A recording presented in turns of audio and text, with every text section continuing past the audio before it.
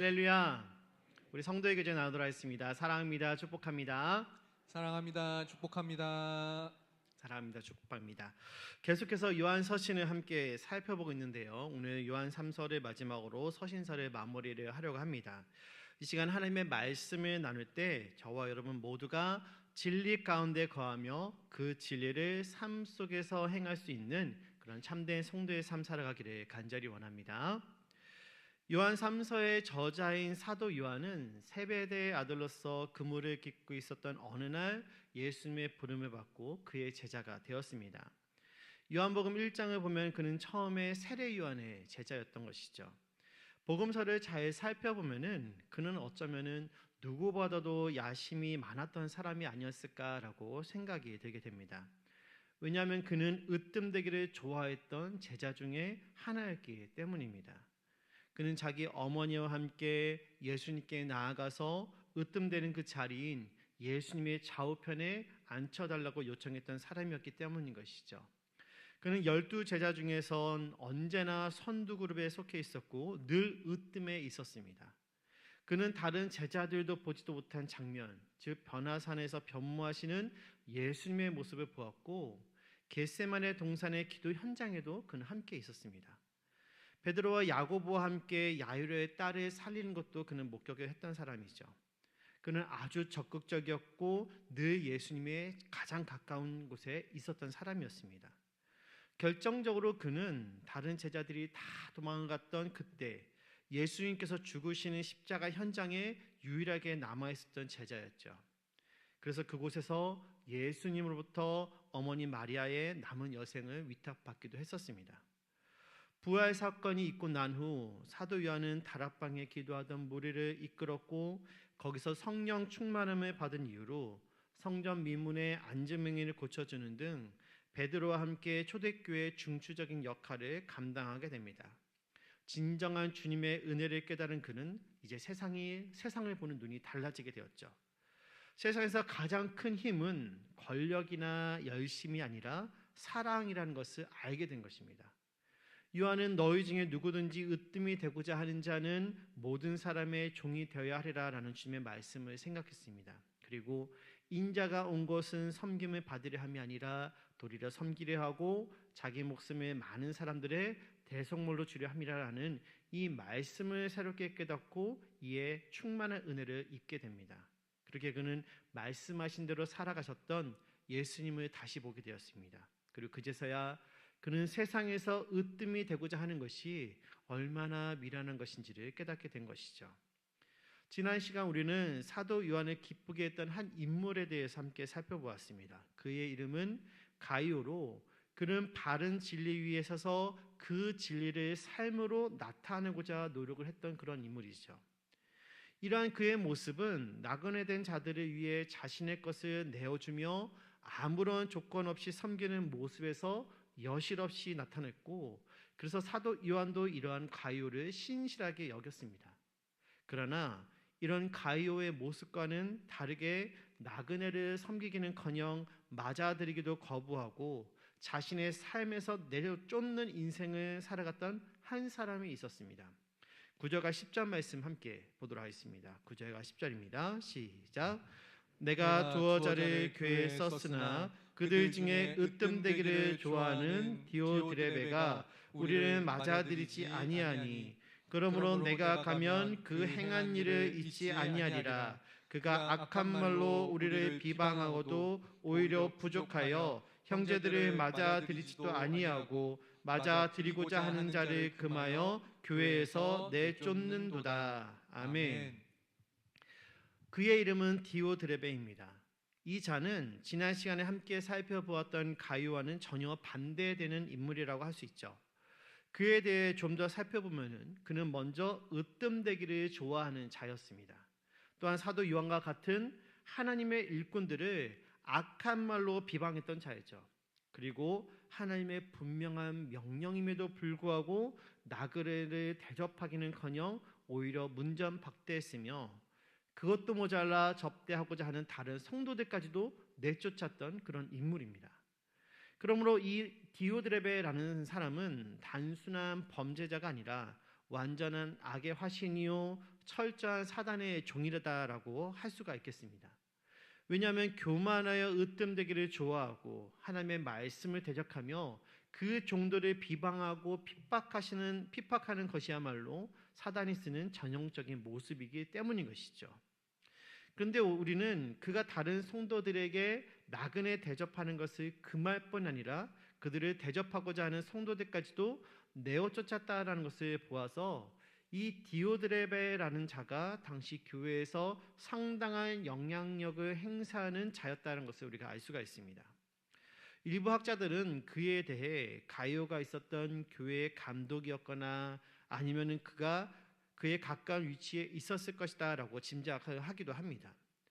이를 받아들인다면 그는 현재 자신의 위치를 보다 강화하여서 완전한 주도권을 쥐기 위한 목적으로 이 사도들을 비방하고 또 이로써 사도들이 있었던 교회와 아예 관계를 단절시키려고 했던 그런 시도들을 우리가 볼 수가 있는 것이죠. 이러한 디오드레베의 모습에 대해서 사도 요한이 어떻게 말을 하고 있습니까? 그는 10절에서 내가 가면 그 행한 일을 잊지 아니하리라라고 말하고 있습니다. 조만간 요한 자신이 그 교회에 가면은 반드시 이 사도의 권위로 그 죄악을 밝혀서 엄중한 징계와 치리를 하겠다라는 것이죠. 여러분, 우리가 그동안 요한 서신서를 함께 나눴습니다. 그런데 오늘 이 본문처럼 이 말씀처럼 사도 요한이 분노를 감추지 않는 대목을 보신 적이 있으십니까? 과거 예수님께서 사도 요한을 향하여 말씀하신 바를 혹시 기억하십니까? 일찍 예수님은 요한을 향하여서 우리의 아들이란 뜻으로 보아너게라는 이름을 그에게 주었습니다. 그는 이런 이름을 예수님부터 받을 정도로 복음으로 변화되기 이전에 이 요한은 불법을 행하는 자들에 대해서는 굉장히 단호할 정도로 그는 다혈질의 사람이었다는 것을 우리가 볼 수가 있는 것이죠. 사도 요한이 불의를 행하는 이 디오드레베를 대하는 모습을 통해서 우리는 무엇을 발견할 수가 있습니까? 불의한 자들은 하나님의 심판에서 자유로울 수가 없다라는 것입니다.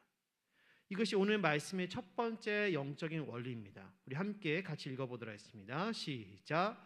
불의한 자는 하나님의 심판에서 자유로울 수 없다. 사랑하는 성도 여러분, 이 땅 가운데서 살다 보면은 하나님을 대적하며 자기 자신만을 위해서 살아가는 사람들을 우리는 어렵지 않게 만나게 됩니다. 이들 가운데는 성도들을 향하여서 비방을 서슴지 않기도 하죠. 그러나 우리가 기억해야 할 것은 하나님을 대적하며 성도들을 비방하며 자기 자신만을 위해서 살아가는 이러한 자들은 이 땅에서는 잘되고 흥왕하는 것 같으나 그들이 거둬들일 열매는 알맹이가 없는 빈 껍데기인 빈 껍데기 뿐이라는 사실입니다. 결국엔 다시 오실 주님에 의해서 그러므로 엄중한 심판을 받게 될 것이라는 사실인 것이죠. 즉 디오드레베와 같이 이 땅에서 잠시 세력을 얻어 하나님을 비방하고 그 종들을 핍박하며 말씀을 해방하는 자들은 얼마 지나지 않아 반드시 주님에 의해 그 자리에서 쫓겨나 영원한 불못에 던져지게 된다라는 사실입니다. 그러므로 여러분, 우리는 이 땅을 살아가면서 악의 세력이 잘되고 번성한다고 해서 결코 낙심하거나 불평해서는 안 되겠습니다. 또한 행여 그들의 핍박이 두려워서 믿음을 접거나 말씀과 진리 안에서 행한 것을 포기해서도 안 되는 것이죠. 저와 여러분 모두는 우리 앞에 디오드레베와 같은 자들이 나타날지라도 현혹되지 마시고 오직 진리의 말씀 위에 서서 믿음을 지킴으로 훗날 주님 앞에 자랑스럽게 설 수 있기를 간절히 원합니다. 우리 계속해서 본문 11절 말씀을 함께 보도록 하겠습니다. 11절입니다. 시작. 사랑하는 자여 악한 것을 본받지 말고 선한 것을 본받으라. 선을 행하는 자는 하나님께 속하고 악을 행하는 자는 하나님을 배웁지 못하였느니라. 아멘. 사도 요한은 사랑하는 가요가 디오드레베의 악한 행동을 본받지 않기를 바랬습니다. 10절 본문 가운데 본받으라라는 말이 있습니다. 이 말은 원어 모방하다라는 말에서 온 명령형이죠. 오늘날 영어 단어 중에서 모방이라는 뜻을 가진 미메스나 흉내내는 본뜻이라는 뜻을 가진 미믹이 바로 여기서 파생된 단어입니다. 그래서 NIV나 NASB 버전의 영어 성경을 보면은 이 부분에 대해서 공통적으로 너는 악한 것을 모방하지 말고 선한 것을 모방하라라고 번역을 하고 있습니다. 흔히 모방은 창조의 어머니다라고 이야기를 하죠. 저도 과거 드럼 레슨을 받을 때 가장 많이 받았던 숙제가 카피 숙제였습니다. 유명한 곡의 연주를 그대로 카피해서 오는 것이 숙제였죠. 처음에는 왜 이런 것을 하나 싶었는데 시간이 지나니 그 연주가 나의 연주 스타일이 되었고 거기서 새로운 나의 연주가 나오더라는 것입니다. 이처럼 모방은 인간에게 있어서 가르치고 배우는 일의 기본이라고 할 수가 있는 것이죠. 그런데 문제는 인간은 아무리 애를 써도 선한 것은 잘 익히지 못하지만 악한 것은 가르쳐주지 않아도 기가 막히게 쉽게 익힌다는 데 문제가 있는 것입니다. 왜냐하면 인간은 죄인이기 때문입니다. 예수를 믿고 구원받은 저와 여러분도 주님 나라에 들어가기 전까진 여전히 죄의 영향력 아래에서 살아갑니다. 죄가 우리의 구원을 취소할 수는 없지만 계속적으로 영향을 주므로 죄를 짓게 하고 또 이를 통해 하나님과 온전한 교제를 누릴 수 없도록 하는 것이죠. 그러므로 성도는 매 순간 스스로를 살펴보야만 하는 것입니다. 사도 요한은 이러한 죄가 주는 무서운 습성을 잘 알고 있었습니다. 그래서 오늘 가이오에게 디오드레벨을 본받지 말라라고 엄하게 말하고 있는 것이죠. 사랑하는 성도 여러분, 우리는 오늘 여기서 두 번째 영적인 원리를 발견하게 됩니다.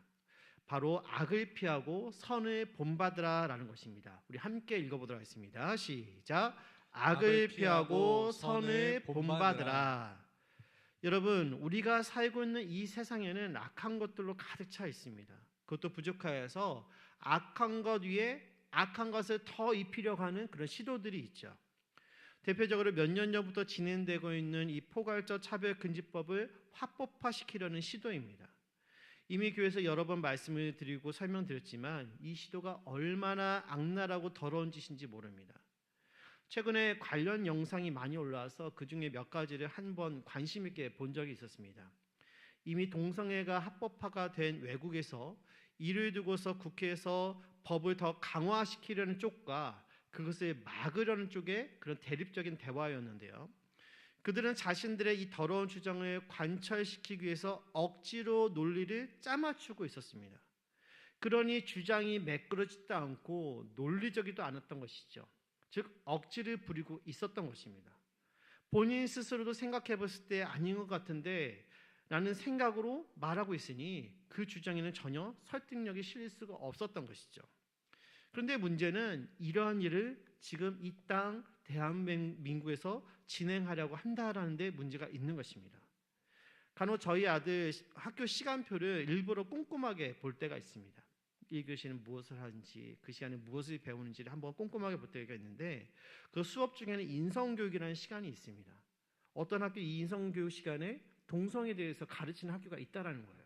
그래서 제가 염려가 돼서 학교 수업 시간표를 이렇게 꼼꼼히 보는데 다행히도 아직까지는 제가 염려하는 수업을 진행하지는 않았습니다. 그러나 혹시 모를 것을 대비해서 저는 아들에게 동성애에 대해서 미리 알려주고 이와 비슷한 수업을 하면은 꼭 아빠한테 알려달라고 그렇게 요청을 해놨습니다.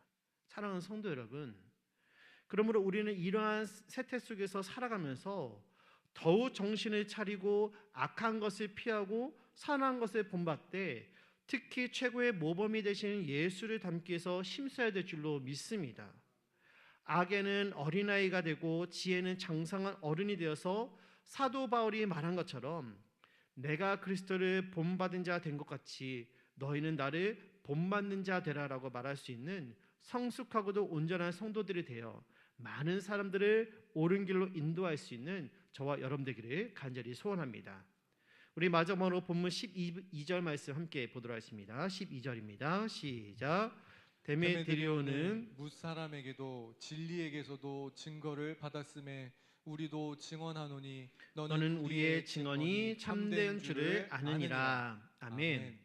여기 보면 새로운 인물이 또 등장합니다. 데메드리오라는 자입니다. 그는 주변의 모든 사람들로부터 칭찬받는 것은 물론이요 성경에 비추어 보아도 부족함이 없으며 요한 자신이 보기에도 칭찬받기에 충분하였다라는 것이죠. 성경은 데메디료라는 이 사람에 대해 이유로 더 이상 설명하진 않지만 많은 학자들은 그를 사도 요한의 부탁을 받아서 본 서신을 가이오에게 전달한 사람이다라고 여기고 있습니다. 신약 성경의 서신서들을 살펴보면은 공통적으로 이 서신의 말미에 자신과 함께 복음 위에 수고한 사람들에 대한 칭찬이 넘치는 것을 우리가 발견해 볼 수가 있죠. 대표적으로 사도 바울이 그러했고 오늘 사도 요한도 마찬가지입니다. 베드로 역시 마찬가지로 과거 자신을 사람들의 면전에서 책망했음에도 불구하고 사도 바울에 대해서 사랑하는 형제라고 부르며 그의 서신들이 성경과 동일한 영감을 받은 것임을 분명히 함으로써 바울의 사도적 권위를 세워주기도 했던 것이죠. 따라서 우리는 이처럼 함께 수고하는 믿음의 동역자들을 칭찬으로 세워주고 높이는 아름다운 모습을 그리스도를 따르는 제자들의 공통적인 모습임을 확실하게 알 수가 있는 것입니다. 여기서 우리는 오늘의 마지막 영적 원리를 발견하게 됩니다. 바로 성도는 이웃을 칭찬하고 세워주는 자가 되어야 한다라는 것이죠. 우리 함께 읽어보도록 하겠습니다. 시작. 이웃을 칭찬하고 세워주는 성도가 되자. 날이 갈수록 주변에서 다른 사람들을 칭찬하고 세워주는 모습을 우리는 찾아보기가 참 어려워지고 있는 것 같습니다. 오히려 다른 사람에 대해서 험담하고 깎아내림으로 자기 자신을 높이는 모습은 어렵지 않게 쉽게 볼 수가 있는 모습이죠. 그러나 교회는 세상과 달라야만 합니다. 성도는 세상 사람들과 달라야 한다는 것이죠. 작은 일이라도 주를 위한 일을 하면은 칭찬하며 높여주고 세워주되 실수는 가급적 감싸주고 덮어주어야만 하는 것입니다. 간절히 바라기는 저와 여러분 모두는 죄와 허물로 죽어야했던 우리를 세워주신 그 하나님의 은혜를 기억하며 이웃을 판단하고 비판하기보다는 오히려 칭찬과 격려로 세워주고 높여주는 일에 힘쓸 수 있기를 간절히 원합니다. 그래야 해서 그리스도의 몸을 아름답게 세워나갈 수 있는 우리 수원복복교회 되기를 간절히 기도드립니다. 이제 말씀을 정리하도록 하겠습니다. 사랑하는 우리 성도 여러분, 오늘 사도 바울은 가이오에게 교회 악성 종양과도 같았던 디오드레벨에 본받지 말고 진리 안에서 행하던 것을 계속해서 할 것을 요청합니다. 그리고 그 가운데 사도 요한과 함께 복음 위하여 헌신했던 데메디오를 또한 소개를 해주고 있습니다. 오늘 사도 요한의 이 권면의 말씀이 우리 수원복교회를 위한 말씀인 줄로 믿습니다. 우리 교회가 진리와 사랑의 공동체로 온전히 세워지기 위해서 해야 할 일이 무엇입니까?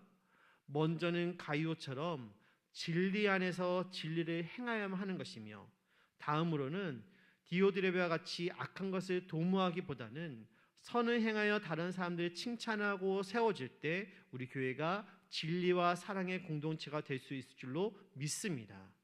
우리 자신을 돌아봅시다. 나는 과연 가이오와 비슷한 사람인가 아니면 디오드레베와 같이 비슷한 사람인가? 간절히 바라기는 여기 계신 저와 여러분 모두가 가이오처럼 진리 안에서 진리를 행하는 자들이 될 수 있기를 간절히 원합니다. 언젠가 그래서 주님 앞에 서는 그날 잘하였다라고 하시는 주님의 음성을 모두 다 함께 들을 수 있기를 간절히